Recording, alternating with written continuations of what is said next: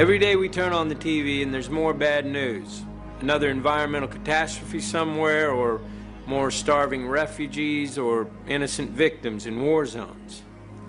And most of us are busy trying to make ends meet in our own lives, and we see these images and feel helpless to do anything about it. And I think the deep shame we feel about that is paralyzing, certainly one of the reasons that we turn away.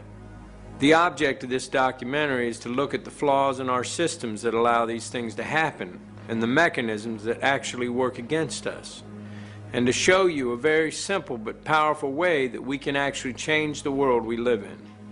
The material for this film is taken from facts available to the public and from interviews with some of today's leading thinkers.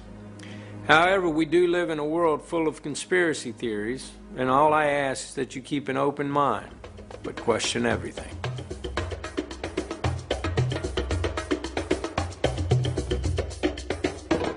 Because people have got to know whether or not their president's a crook. Well, I'm not a crook. I did not have sexual relations with that woman. Indeed, I did have a relationship with Miss Lewinsky. I think that gay marriage should be allowed. I do not believe that gay marriages should be legal. I am honored to be here with Barack Obama. So shame on you, Barack Obama. Iran, Cuba, Venezuela, these countries are tiny compared to the Soviet Union. They don't pose a serious threat to us. Iran is a grave threat. We can end illegal immigration. We're never, ever going to be able to totally control immigration. You have said in the past that it was, quote, pretty well confirmed. No, I never said that. Okay. I never think said that is... No, absolutely not. What I said was, it's been pretty well confirmed. There are known knowns. There are things we know that we know. There are known unknowns. That is to say, there are things that we now know we don't know. But there are also unknown unknowns. There are things we do not know we don't know. One of the most important beliefs that people have about politicians is that politicians do whatever polls tell them to do. We hear a lot of complaint about the lack of strong leadership, that politicians find out what the public wants and then they pander to it, or at least they say they'll pander to it. Now, what this idea of the poll-driven politician creates is the impression that the political system may have all kinds of problems, but on the whole, it's responsive and accountable to the public. So, how do we explain this contradiction between the myth that politicians reflect the public and the reality that on most economic issues, they actually ignore public opinion? Media influence on public opinion has been studied for many years now. We know, for example, that the media often play what's called an agenda-setting role. Public concern about issues tends to follow media coverage of those issues, rather than any changes in the real world. The media create the impression that the American public has a real choice. You can choose Bush or you can choose Gore. The implication being that they're both very different. But on substantive budgetary or economic issues, the differences between them are really on the margins. Both leading Democrats and Republicans support a privatized healthcare system, they support corporate-backed global trade agreements, they support maintaining a Cold War defense budget, and they generally favor the interests of big business. But the media give the impression that Democrats and Republicans represent a broad range of opinion by focusing on civil liberty, non-monetary issues like gay rights or abortion, where Democrats and Republicans really do differ. And this masks the degree of elite consensus. There's a couple of completely logical reasons why our politicians are so similar. The end game for politicians is to get elected. The people who vote are, for the most part, quite moderate in their views. Both parties try to occupy that middle, moderate ground. They are simply responding to that majority in order to get elected. The second reason our politicians are so similar is much more sinister. They answer increasingly to the same master. Thank you so much. We're looking easily at the first billion-dollar presidential election. It's much bigger money than we've ever seen in a presidential election. We define a candidate as being serious or not by how much money they can raise, not by what ideas they have, what their record in public service might have been. It's all about money. We really don't have an election anymore. We have an auction. And What's for sale? I mean, these are interesting questions to ask. Every incoming president rewards big donors with ambassadorships and other honorary appointments like that. There are all kinds of policy issues. Is a big donor rewarded with a place on a federal advisory panel that might have something to do with, say, approving new drugs or environmental regulations? All of these questions about what's for sale. You know, is government for sale? Is the White House for sale? And I think a lot of Americans suspect that it is. The money flows in for a reason, and the reason is not good government. It is completely unrealistic to expect democracy to deliver representatives who will serve the people's interests when so much money is involved. Having so much money in politics gives all the power to those with money. Yes, we are all still allowed to vote, but how free is our choice? The media in the hands of big business will only present us with politicians that will serve their interests.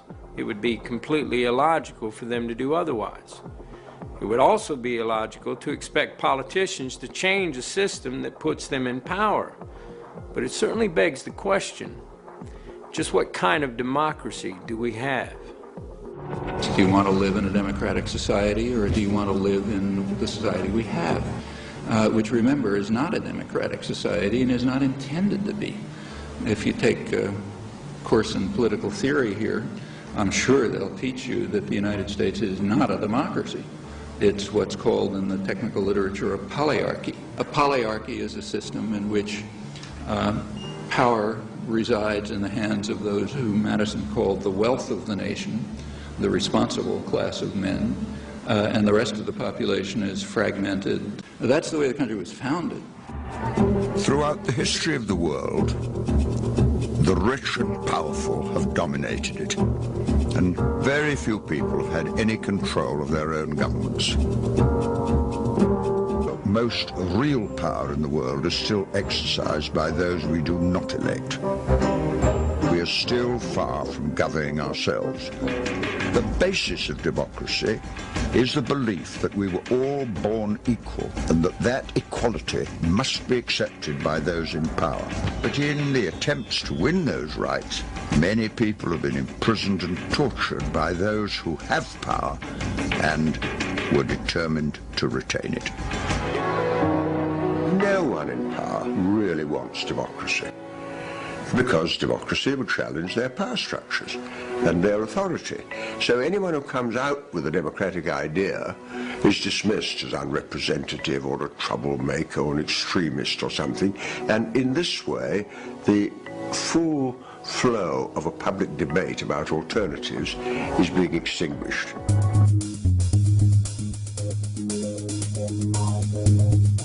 Big business is about making money. That's what big business does well.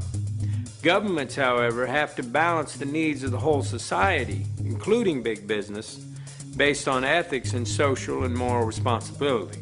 But if our corporations have become more powerful than our governments, then we have to understand the effect that is going to have on our systems. Corporations are artificial creations. You might say they're monsters trying to devour as much profit as possible at anyone's expense. The 14th Amendment was passed at the end of the Civil War to give equal rights to black people. And what happens is the corporations come into court, and corporation lawyers are very clever, and they say, oh, you can't deprive a person of life, liberty, or property. We are a person. A corporation is a person. These are a special kind of persons which are designed by law to be concerned only for their stockholders and not, say, what are sometimes called their stakeholders, like the community or the workforce or whatever. I believe the mistake that a lot of people make when they think about corporations is they think, you know, corporations are like us. They have feelings, they have politics, they have belief systems. They really only have one thing, the bottom line. All publicly traded corporations have been structured through a series of legal decisions to have a very disturbing characteristic. They are required by law to place the financial interests of their owners above everything else, even the public good. That's not a law of nature. That's a very specific decision, in fact, the judicial decision. So they're concerned only for the short-term profit of their stockholders, who are very highly concentrated. So the pressure's on the corporation to deliver results now and to externalize any cost that this unwary or uncaring public will allow it to externalize. Towards the end of 1989, a great box of documents arrived at my office without any indication where they came from. And I opened them and found in it a complete set of Monsanto files, particularly a set of files dealing with toxicological testing of cows who've been given RBGH. BST, trade name Posilac, is being used in more than a quarter of the dairy herds in the United States, according to Monsanto. The milk has been drunk by a large portion of the American population since the Food and Drug Administration declared it safe for both cows and humans 4 years ago. And at that time, Monsanto was saying, there's no evidence whatsoever of any adverse effects, we don't use antibiotics, and this clearly showed that they had lied through their teeth. The files described areas of chronic inflammation in the heart, lung, kidney, spleen, also reproductive effects, also a whole series of other problems. There's a cost to the cows. The cows get sicker when they're injected with RBGH. They're injected with antibiotics.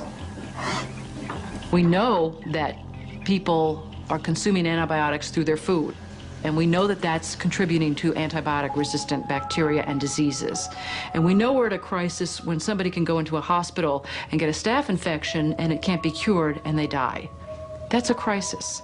Again and again, we have the problem that whether you obey the law or not is a matter of whether it's cost effective. If the chance of getting caught and the penalty are less than it costs to comply, people think of it as being just a business decision. Every living system of Earth is in decline. Every life support system of Earth is in decline. And these together constitute the biosphere. The biosphere that supports and nurtures all of life, and not just our life, but perhaps 30 million other species. The typical company of the 20th century. Extractive, wasteful, abusive, linear in all of its processes. Taking from the earth, making, wasting. We're leaving a terrible legacy. Corporations have gone global. Regardless of whether the corporation can be trusted or cannot be trusted, governments today do not have over the corporations the power that they had and the leverage that they had 50 or 60 years ago. And that's a major change. So governments have become powerless compared to where they were before. Capitalism today commands the towering heights and has displaced politics and politicians as the new high priests. Corporations, by law, must increase their bottom line. In order to expand, they have to sell more products. Sell more products, they must consume more resources. Even going back 50 years, we could see the effect that this was having on our environment. Today, the effects of pollution and industrialization have multiplied tenfold, and the damage is terrifying. And yet these same corporations still want to drill for oil in the Arctic. Now that's not just morally blind, that's morally bankrupt. Also, corporate expansion into other countries to get those resources is the cause of so much war and conflict, as you will see in this film. We need our corporations to bring us the technologies, many of which already exist, that can help us address the issues we face. And yet, the system encourages a thirst for short-term profit.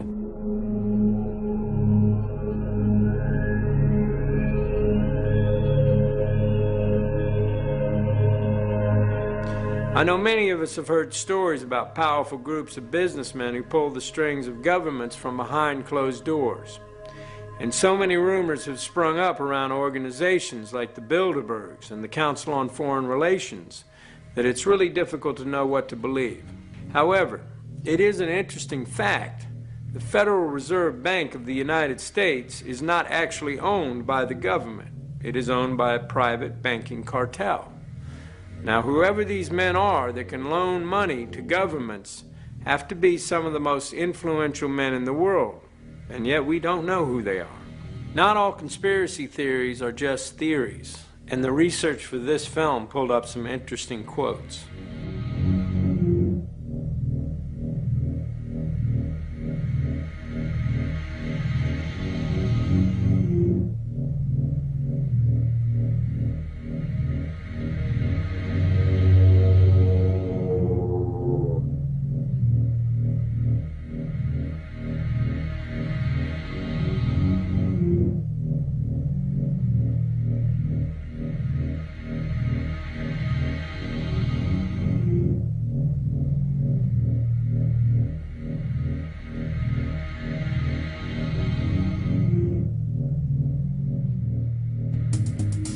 Gold is valuable because it is relatively rare.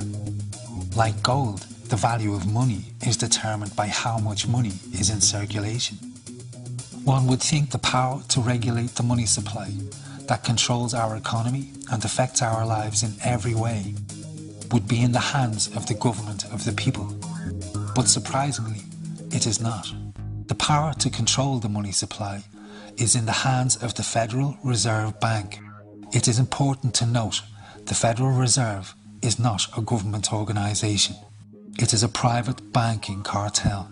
The Federal Reserve System is a banking cartel. It's no different than a banana cartel or an oil cartel or the sugar cartel. It just happens to be a banking cartel. Congress, in essence, has ceded total control of the value of our money to a secretive central bank.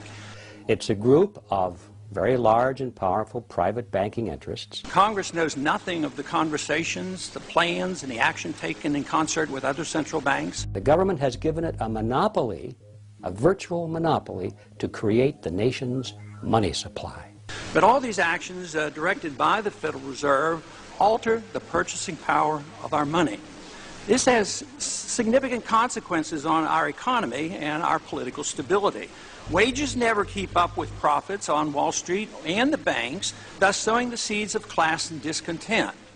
It is bewildering to think that we allow an unelected and unregulated group of private bankers to wield such incredible influence over our society.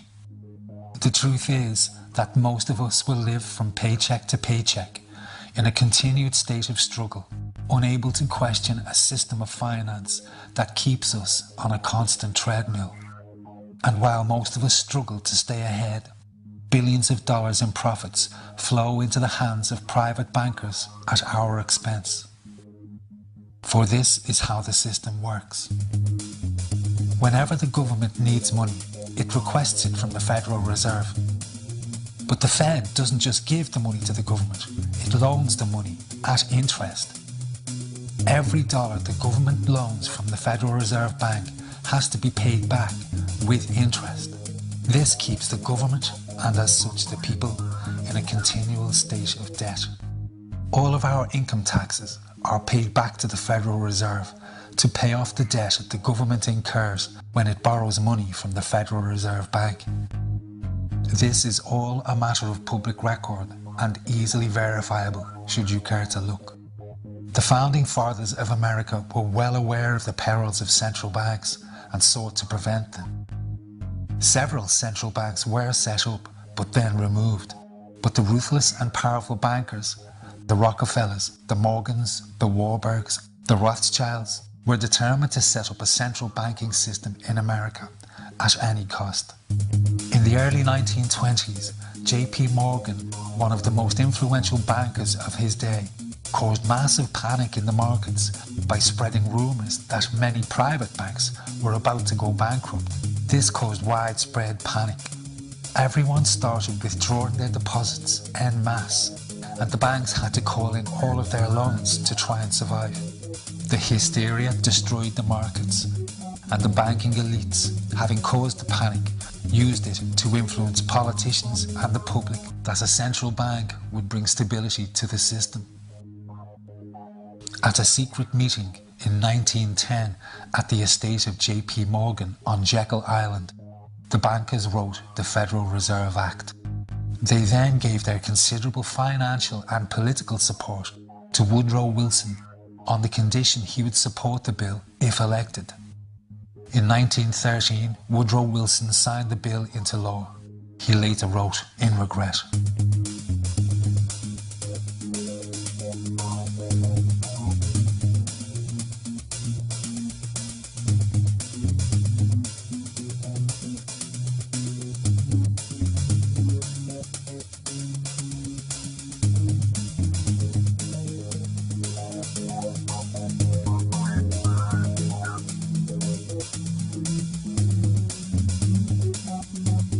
bankers made immediate moves to increase and consolidate their power. From 1921 to 1929, the banks drastically increased the money supply, making millions of loans. Then, in October 1929, having quietly exited the markets, they started calling in those loans en masse. The hysteria that followed led to the Great Depression. The conspiring bankers bought up rival banks and massive corporations for pennies on the dollar. Their position of power and influence had become absolute.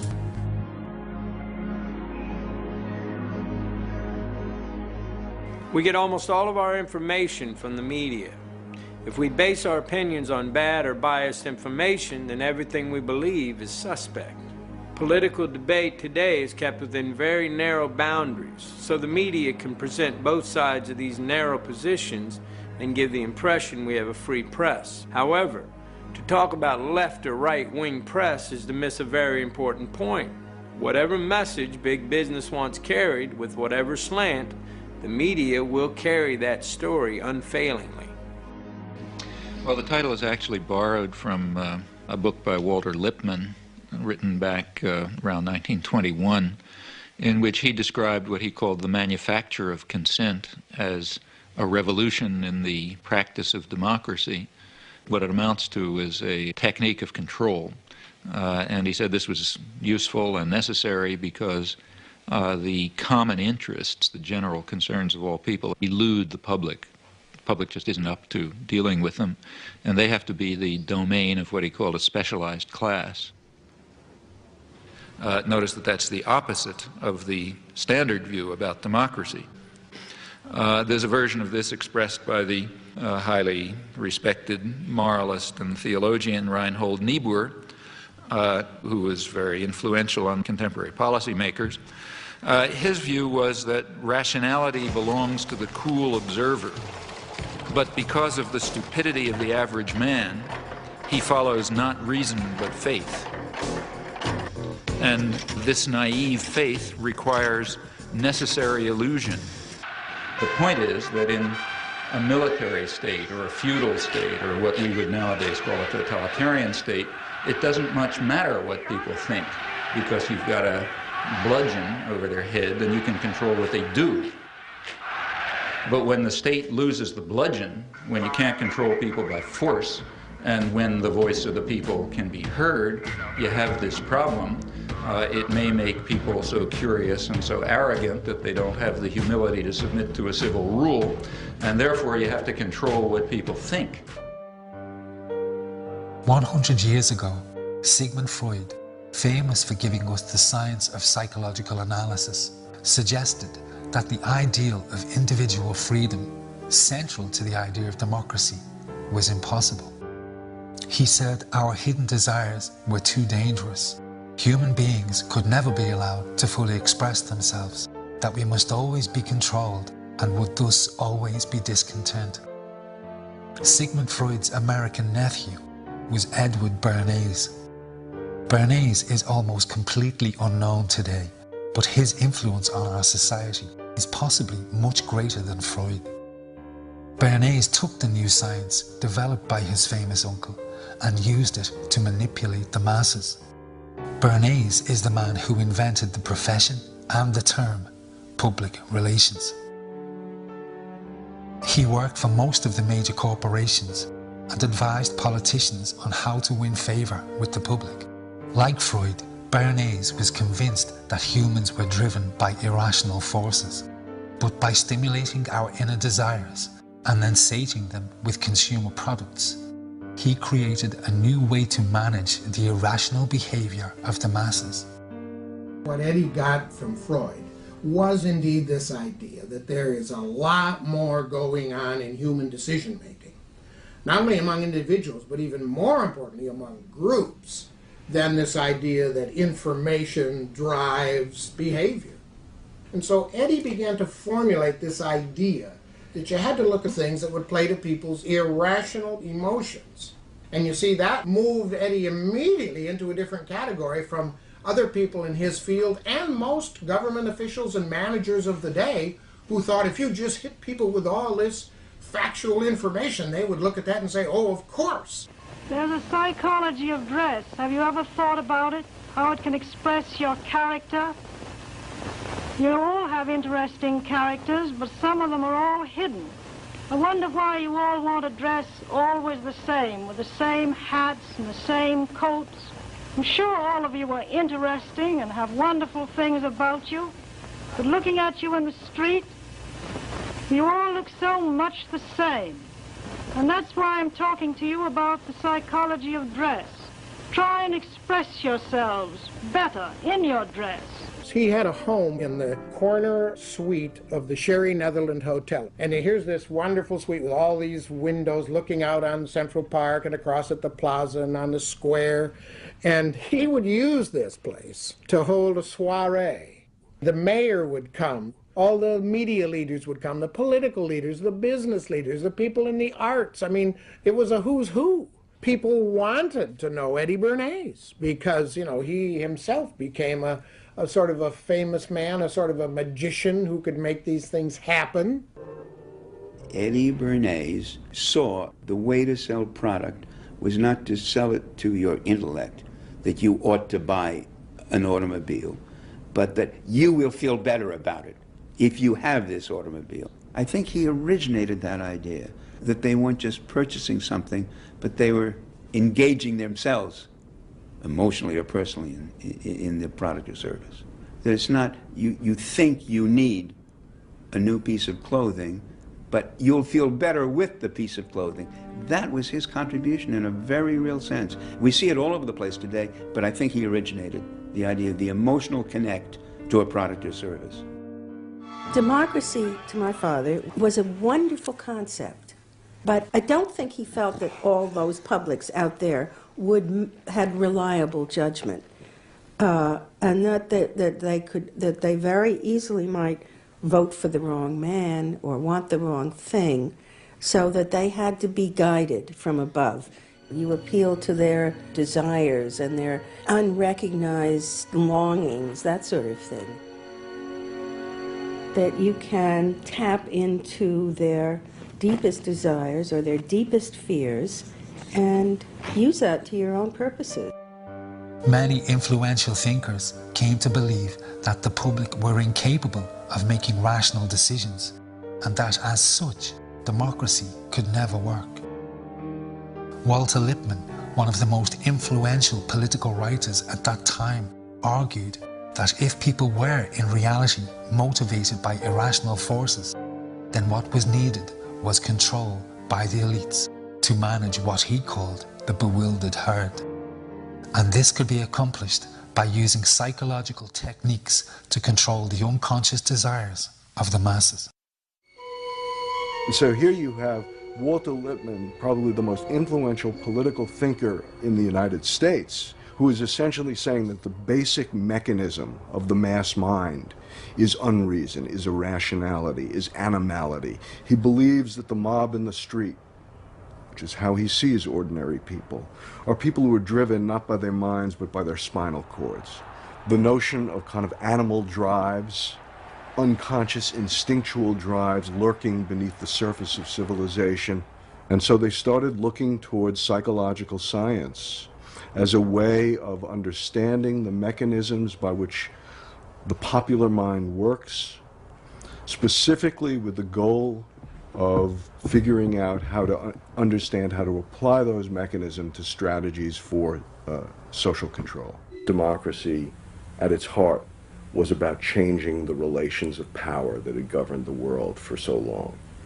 And Bernays' concept of democracy was one of maintaining the relations of power, even if it meant that one needed to sort of stimulate the psychological lives of the public. So democracy is reduced from something which assumes an active citizenry to the idea of the public as passive consumers.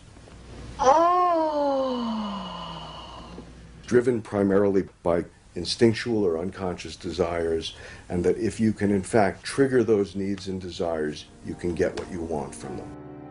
The corporations understood that to change our consumer culture from needs-based to desire-based purchasing, people must be trained to want new things even before the old had been consumed.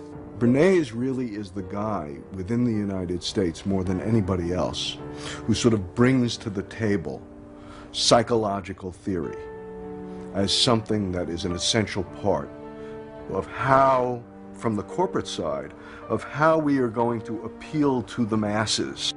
He showed the corporations how they could make people want things they did not need by linking products to their unconscious desires.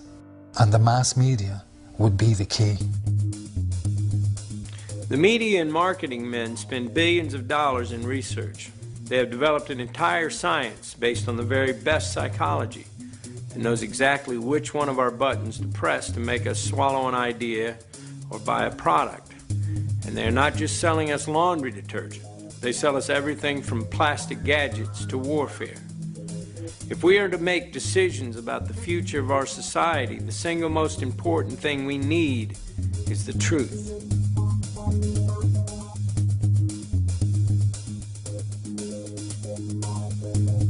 So I would like us to imagine a nightmare scenario. A powerful group of businessmen with access to the White House who control the media and who make obscene amounts of money whenever there's war. In the councils of government, we must guard against the acquisition of unwarranted influence, whether sought or unsought, by the military-industrial complex. President Eisenhower's concern about the military-industrial complex, his words have unfortunately come true. He was worried that priorities are set by what benefits corporations as opposed to what benefits the country. Lockheed Martin and McDonnell Douglas and Boeing throughout America. There are factories, there are corporations that are involved on a daily basis. We have a snapshot in time after September 11th where at least 71 companies that we were able to identify are starting to get contracts to go in Afghanistan and Iraq. All of the top 10 companies had former U.S. officials who had worked in the Pentagon or other parts of the U.S. government on their boards of directors. The Carlyle Group plays in industries and in an area that are heavily influenced by politics. My understanding is they are now the 11th or 12th largest defense contractor, a multi-billion-dollar annual enterprise with an almost obscenely high profit margin. They hire defense experts like Frank Carlucci or Frank Finelli. They hire politicians like George Bush Sr. or James Baker III. And the Iron Triangle is in some ways a uniquely American phenomenon. It's the confluence of the military, big business, and politics. I will name as the next Secretary of Defense the best qualified man in America to carry on CAP's work, Frank Carlucci. When Frank Carlucci came on board, he was coming straight from the Pentagon as Secretary of Defense. A year, 2 years later, the Gulf War hit, and everybody knows that wartime is boom time for the defense industry, and Carlyle made a ton of money. They did very, very well. They really cleaned up. After that, Carlyle said, hey, you know, having these politicians on board is pretty great. I mean, they know things that nobody else knows. They are able to predict trends in global markets, predict trends in political shifts, and in some ways, and this is the sort of the most insidious part, and if you want to be cynical about the Carlyle Group, you have to be concerned about their ability to influence these trends and actually affect change in government policy, which would positively affect their investments. If you have an organization that is able to operate behind the scenes without real accountability, and that same organization has the ability to ruin political careers for people who are a little bit too inquisitive or a little bit too honest, or to shape public thinking, then we have the means for a kind of control globally that is probably unprecedented. So we have this problem here. This is a mysterious, immensely powerful company with virtually no scrutiny. On this February day, as this nation stands at the brink of battle, every American on some level must be contemplating the horrors of war. And yet this chamber is for the most part dreadfully silent. We have a Congress that failed in every way to ask the right questions, to hold the president to account. Our Congress failed us miserably, and that's because many in Congress are beholden to the military-industrial complex. When we're speaking of the United States of America and the concept of democratic representation, I think one of the more important aspects is the concept of informed consent of the people. If you're going to go to war, you lay out the reasons for the war, the justifications for the war, and then you subject it to debate, dialogue, discussion amongst the elected representatives of the people and indeed the people themselves. The defense budget is $750 billion. Profits went up last year well over 25%. I guarantee you when war becomes that profitable, you're going to see more of it. We have a process that it has a seamlessness where the corporate interests that stand to benefit are so intertwined and interwoven with the political forces that the financial elites and the political elites have become the same people.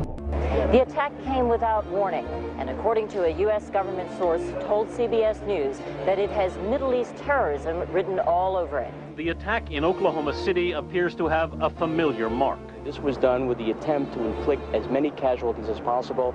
That is a Middle Eastern trait. The fact that it was such a powerful bomb in Oklahoma City immediately drew investigators to consider deadly parallels that all have roots in the Middle East. ABC News has learned that the FBI has asked the U.S. military to provide up to 10 Arabic speakers to help in the investigation. The so-called independent media in a liberal society like this, in effect, are so lazy and are controlled by interests that are commercial and political at the same time that there is no investigative reporting. It's just basically repeating the line of the government.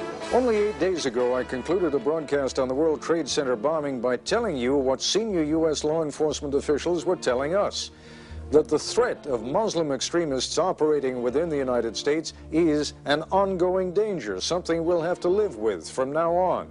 And repeating the lines of the people who have the most influence, for whom Islam is a useful foreign demon to turn attention away from the inequities and problems in our own society.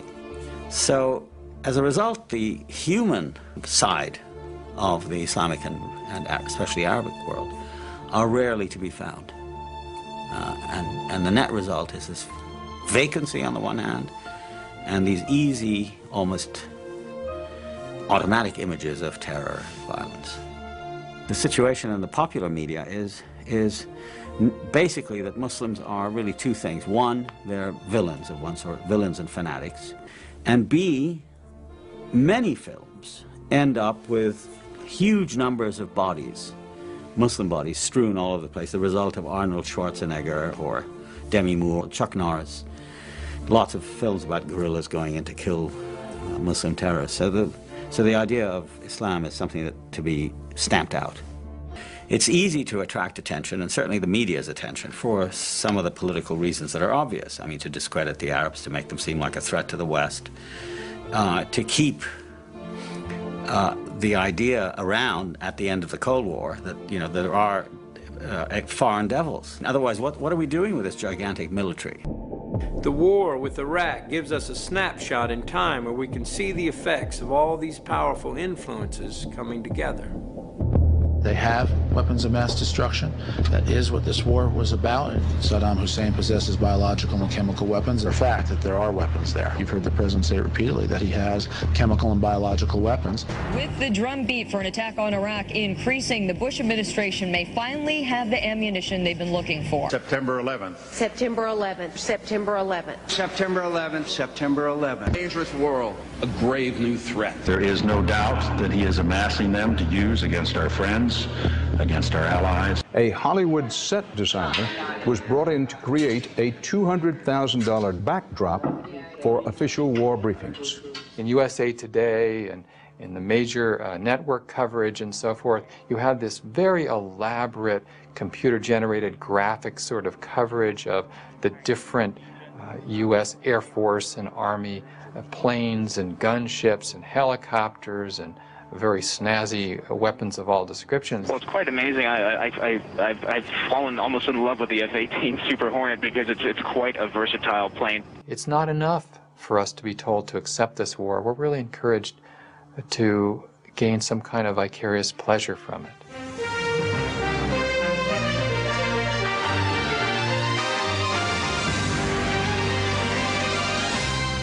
The Pentagon, for many years now, since Vietnam, has worked extremely hard at shaping news and how the media reports that news. We train people to say certain things in a certain way.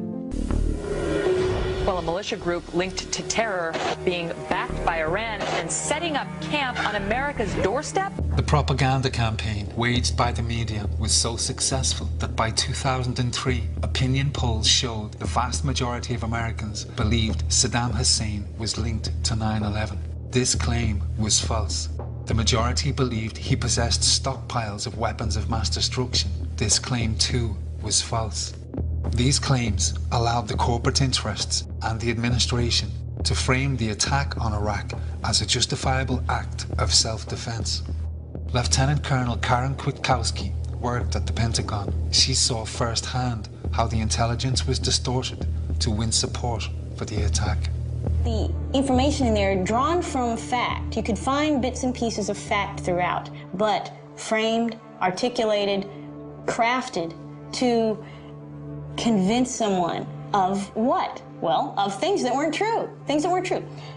9/11, Al-Qaeda related to Saddam Hussein, possibly some involvement there. The very things that a year later, President Bush himself denies and feigns his surprise. I don't know why everybody thinks that. We've had no evidence that Saddam Hussein was involved with the September the 11th. Well, I worked in a place where they concentrated on preparing this storyline and selling it. But what they're trying to do is have an Iraq that is a friend to us, not an Iraq that is liberated. This is total bogus. We never intended to liberate the Iraqi people.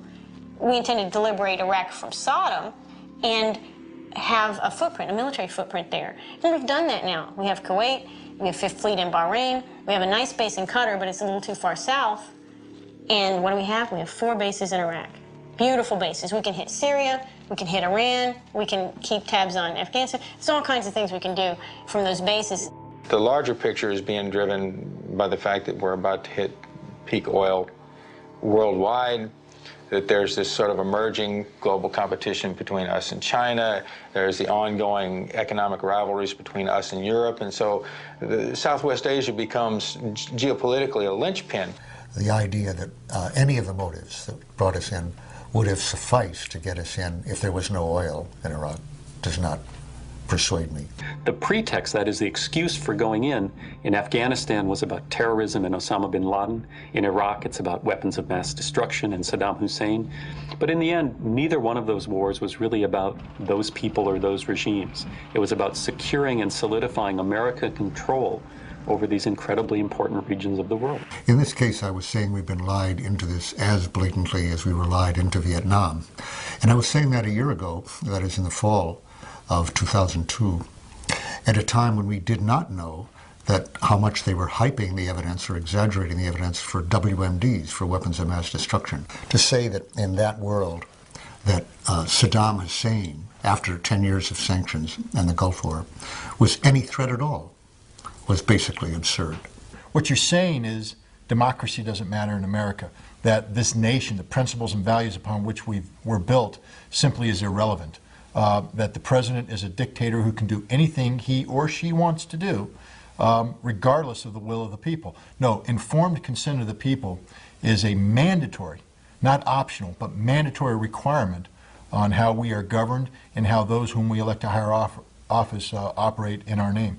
They not only want to repeal, revoke virtually all of the progressive reforms of the New Deal and ever since, and really bring us back into essentially unregulated, non-unionized country that existed before the New Deal. I think they want openly to see the president, given the power that he was delegated, as virtually an open and undated blank check by Congress that simply yields to the president. They clearly are trying to repeal that aspect of our Constitution, which gives Congress that authority, which the founders wrote in order, as a result of debate, in order to limit our going to war, to make it harder to go to war, to put that in the hands of hundreds of people instead of one man. They saw the alternative as the attribute of monarchy they most wanted to avoid. I don't think they take seriously any merits or advantages to a country of a Bill of Rights, unless it's the right to bear arms. But free speech, free assembly, I don't think they respect that at all. Freedom does not simply mean rallying oneself behind the flag here. This is a great flag. But freedom means allowing the kind of dissent and vigorous debate and tolerance of onerous points of view that people regard as obnoxious and hateful, because we understand that once you say, I don't want to hear that point of view, you can't say that, you begin to stifle all kinds of points of view. You begin to create a mindset. Freedom is a very delicate thing. It's a very delicate thing between limiting people's intellectual growth or not.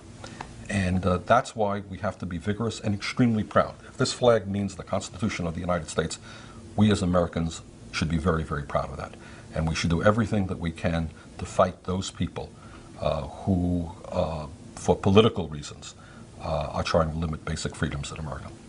It's this kind of ideology that has grown up in the wake of the Cold War, propounded quite openly by what we are calling neoconservatives in America, that identifies the United States as a colossus athwart the world, a new Rome, beyond good and evil. We no longer need friends. We don't need international law. Like the old Roman phrase, it doesn't matter whether they love us or not, so long as they fear us. I've been a born New Yorker all my life. I've lived here all my life. So for me, it was a powerful personal event. What I remember, what I think it taught, of course, my first reaction was fear, anger, rage, vengeance. I think all of us, if we're human, had that reaction. The question for all of us is what we remember and what we do with the memories. What is the lesson? What does it tell? What does it teach?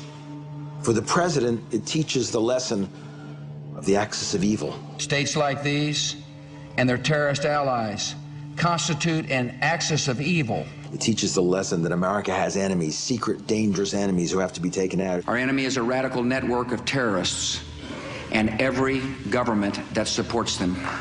It teaches the lesson that we can never be weak. We have to flex our muscles at every turn. We will fight with the full force and might of the United States military. That's one kind of lesson. It creates a politics of fear. The politics of fear that this administration has deployed in trying to respond to terrorism has itself in some ways been much more dangerous than terrorism itself. And this administration has been, I think, responsible for inciting the very terror that it was the terrorists' purpose to incite in America. Calling it Code Orange Plus. The Fed's decision to raise the terror alert to high. America on high alert from biggest cities to smallest towns. Red, yellow, orange. We're afraid. Be afraid. What level of fear? The government can program that without any justification. You know, we have an intelligence report that terrorists are about to attack. Who? We don't know. Where? We don't know. What? We don't know. But you tell us, so now we're afraid. A Connecticut man wrapping his family's 19th century farmhouse with plastic, sealing it in duct tape. States who sponsor terrorism. We're too great a nation to allow the evildoers to affect our soul. The decision was made within the administration to take this event, to take the struggle against Al-Qaeda, and make it into a full-fledged struggle against good and evil. Either you are with us, or you are with the terrorists. The important thing to remember here is one didn't have to put it in these terms. One didn't have to say, if you're not for us, on our side, you're on the side of the terrorists. That was not a necessary response. That was a chosen response. The more we're afraid, the more you ask us to give. Patriot Act 2, enhancements to the Patriot Act. Now the budget's starting to be bankrupted. Billions flowing out of this country into into a war on terror, more defense expenditures. Therefore, I've asked Congress for a one-year increase of more than $48 billion for national defense, the largest increase in a generation. Perpetual war, the loss of civil liberties, the lack of trust in government because they don't tell the truth. These are outrageous and unpleasant political developments, but they don't necessarily spell the end of the United States. Financial bankruptcy does. Things that can't go on forever don't. What we're talking about right now is the rigged American economy can't go on forever, and it's not rocket science to say so. One war after another, we become a warfare state. That is, the system is set up to go to war. We're going to find wars. We've already had two major wars, Iraq and Afghanistan. I think the people most without fear on September 12th in America were those working at Ground Zero. They were in the greatest danger, actually, but because they were active, they were engaged. The firemen and the medical officials and the cops who were working there first to find victims, then to find remains and clear the site. They had a civic task. They were engaged and they weren't afraid of anything. American citizens after 9/11 said to the president, what can we do? What can we do to become engaged and take some responsibility? President Bush unfortunately said, go shopping. Go back to the mall. Go back to your normal lives. We'll take care of it. Spectatorship is an invitation to fear. Citizenship is how we fight the politics of fear. The politics of citizenship, the politics of engagement, taking responsibility is a much better way to deal with terrorism than hunkering down, being spectators, and allowing the government to rob us of our liberties, to rob us of our multiculturalism in the name of protecting us. I think the history of the United States as a work in progress and our attempt at democracy here is a constant struggle between capitalism and democracy. And there have been ebbs and flows where democracy looks like it's winning. You rein in those powerful forces. But the fundamental reality is that most of the government's decisions today are substantially dictated by powerful corporate interests. Clearly, capitalism is winning. For anyone who doesn't yet know, our corporations have been in the Middle East trampling on their beliefs and customs since they discovered oil. Our corporations will tell us they are just getting us the things we need, and there is truth in that. But we have to decide what price we are willing to pay. We as individuals drive the demand for these resources, as long as we are all aware of the fact that there is blood in this oil, and that is the decision that we make, and so be it.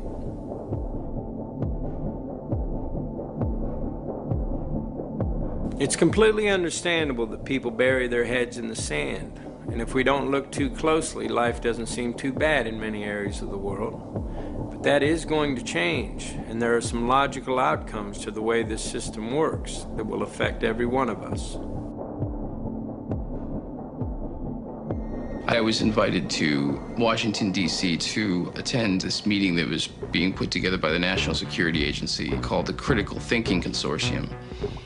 I remember standing there in this room and looking over on one side of the room, and we had CIA, NSA, DIA, FBI, Customs, Secret Service, and then on the other side of the room we had Coca-Cola, Mobil Oil, GTE, and Kodak. And I remember thinking, I am like in the epicenter of the intelligence industry right now. I mean, the line is not just blurring, it's just not there anymore. And to me, it spoke volumes as to how industry and government were consulting with each other and working with each other. An initial news report in the Army Times newspaper last month noted, in addition to emergency response, the force, quote, may be called upon to help with civil unrest and crowd control. Did this surprise you? It did. It surprised me also that Northcom itself was involved in intelligence sharing with local police officers in St. Paul. I mean, what in the world is Northcom doing looking at what some of the protesters are involved in? And you had infiltration up there too. But what we have going on in this country is we have infiltration and spying that goes on not only at the, well, all the way from the campus police practically, Amy, up to the Pentagon and the National Security Agency. We're becoming a police state here. Right now, as we talk, The Fourth and Sixth Amendments to the Constitution, to the Bill of Rights, are dead letters. Both of these bills were written into the Constitution by the Founding Fathers in order to protect the people of America from the government of America. Right now, the right to freedom of speech, the right to free assembly, and the right to a fair trial are no longer protected by law. The result of the Patriot Act, the Military Tribunal Act, and many other bills written in the name of Homeland Security is that almost any action, speech, or protest against the government can be construed legally as terrorism. Your home can be searched secretly without a warrant. You can be arrested with no charges revealed to you. You can be detained indefinitely and tortured without any protection under the law. In 2005, Congress passed the Real ID Act. Soon, we will be required to carry ID cards by law. There are plans to equip these cards with RFID tracking chips that will be able to track your every move. These tracking chips are already in all new passports. Many believe this will eventually lead to the implanted chip, which is already being used in many places in our society. We have a Florida family who are really pioneers in a brave new world. They have volunteered to be the first ever to have microchip identification devices implanted into their body. After 9/11, I was really concerned with the security of my family. I wouldn't mind having something planted permanently in my arm that would identify me. It is not difficult to see a future where we are all locked in to a monitored control grid, where every move and all transactions will be tracked, monitored, and recorded. And if anyone gets out of line, they can just turn off their chip. Could the sense of fear and isolation prevalent in our society allow us to accept totalitarian measures of this nature? And if we become scared enough, might we not even demand them? Has our sense of fear and division detached us from reality? It is not too difficult to imagine that many of our fears are manufactured for us. History shows us that many in power have used fear to manipulate societies. And there are those who would benefit from a totalitarian world government. This is Aaron Russo, a former politician. Next to him is Nicholas Rockefeller, of the Rockefeller banking family. After a long friendship, Aaron Russo eventually ended their relationship, appalled at what he had learned of the Rockefellers and their plans. So he said to me one night, he said that there's going to be an event there, and out of that event, you're going to see, we're going to go into Afghanistan, so we can run pipelines from the Caspian Sea. We're going to go into Iraq to take the oil and establish a base in the Middle East, and we're going to go into Venezuela and try and get rid of Chavez. And the first two they've accomplished. Chavez they didn't accomplish. And he said you're going to see guys going into caves looking for looking for people that they're never going to find. You know, he was laughing about the fact that you have this war on terror. There's no real enemy. He's talking about how by having this war on terror, you can never win it because so it's an eternal war. And so you can always keep taking people's liberties away. And I said, how are you going to convince people that this war is real? He said, but the media can convince everybody it's real. I mean, you know, it's just that you keep talking about things. You keep saying it over and over and over again, and eventually people believe it. You know, you created the Federal Reserve in 1913 through lies. You create 9/11, which is another lie. Through 9/11, then you're fighting a war on terror, and now all of a sudden you go into Iraq, which was another lie, and now they're going to do Iran. You know, and it's all one thing leading to another, leading to another, leading to another. Now, I would say to them, what are you doing this for? What's the point of this thing? You have all the money in the world you ever want. You have all the power. I said, you know, you're hurting people. It's not a good thing. And he would say, what do you care about the people for? Take care of yourself and you take care of your family. And then I said to him, what are the ultimate goals here?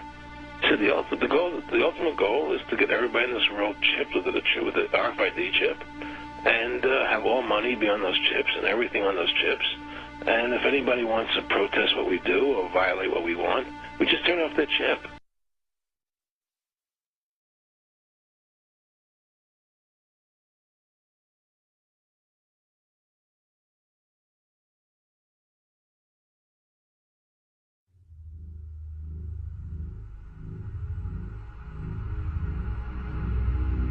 There are some very troubling possible futures for our society. Climate change will displace millions of people, and we'll hit peak oil in 2015. Thereafter, the price of oil will skyrocket. So we'll see supply decrease, and we'll see prices of basic foods and every basic commodity spiral upwards. Our current world population is just under 7 billion, and that figure will double approximately every 35 years. So take a look at where you live. Try to imagine double the amount of people, twice the demand for resources, double the amount of pollution. Massive changes are coming whether we like it or not. I'm not a politician. I'm not looking for your vote, so I can give it to you straight. This system cannot continue. So who will make the decisions about who gets food to eat, or who goes hungry, or who gets water to drink, and who goes without? Because the idea of allowing mindless corporations or wealthy elites to make decisions about population control is terrifying. The great heroes of our times, people like Gandhi and Martin Luther King, incredible though they were, could not create change on their own. Only the will of the people can do that, and together we can accomplish anything.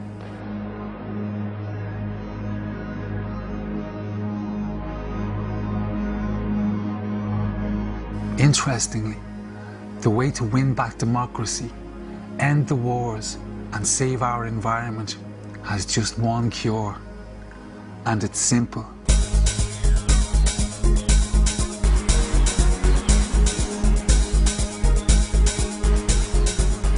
We live in a capitalist system. Everything we do is based on the exchange of money.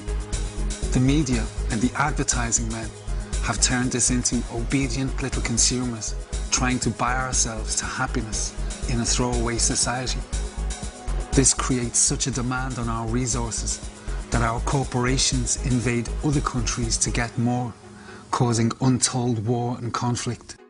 Then, using the wealth and power that we give them, corporations undermine democracy and justice. However, the unlikely and ironic outcome of consumerism is that it makes you, the consumer, all-powerful. The way we use money has more influence in our society than anything else, and the way we choose to spend our money can change everything. No company will continue a practice or a product that you, the consumer, will not buy. It's vitally important that you understand this, because this gives you ultimate power to change the world you live in. Companies are extremely sensitive about you buying their products, because if you don't buy their stuff, they go out of business. That's not something any company is willing to consider. And by choosing to spend your money wisely, you can promote those companies that do business in a socially responsible way. Without saying a word, you will have sent a clear message that they simply cannot ignore. It will be heard, heeded, and acted upon, guaranteed. This is real power. For example, if a company pollutes the environment or uses bad business practices, if you don't buy their stuff, they will change. If you don't want food with chemicals or GMOs in it, then don't buy it. Basic foods and cleaning products make up 70% of our weekly purchases.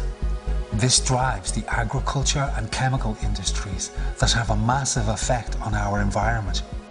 If we can start making the right choices about these simple everyday purchases, we can save our environment.